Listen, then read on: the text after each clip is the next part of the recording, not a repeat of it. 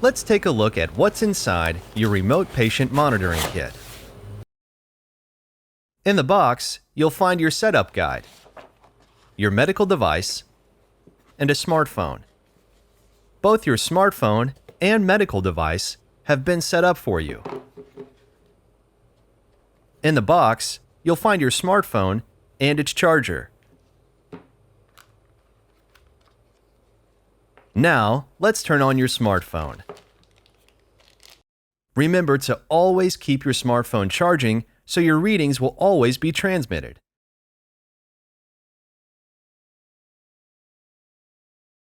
Let's turn the smartphone on by pushing and holding the power button on the right side. Your phone may take a minute to power on. Once it powers on, it's ready to go. If you have a blood pressure monitor, first insert the cuff tubing into the blood pressure monitor.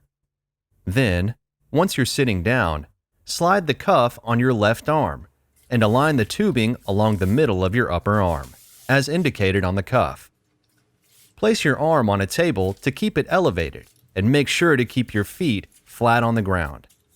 Then, press the start button. You'll hear the machine power on and the cuff pressurize.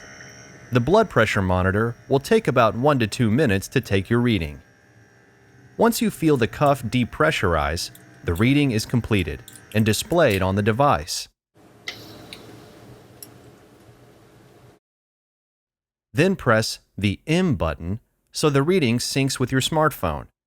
Your smartphone will also let you know that the readings have synced, like this. Your readings have been transmitted successfully.